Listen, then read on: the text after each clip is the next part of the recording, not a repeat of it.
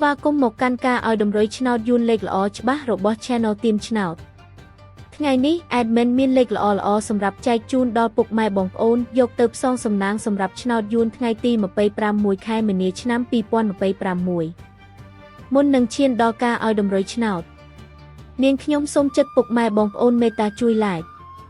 Subscribe Comment និងដាក់សញ្ញាកណ្ដឹងឲ្យ Admin ម្នាក់មួយផងដើម្បីជាការលើកទឹកចិត្តក៏ដូចជាដើម្បីតាមដានវីដេអូតម្រុយឆ្នោតថ្មីៗផងដែរ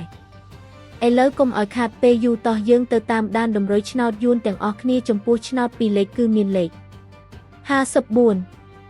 27 98និង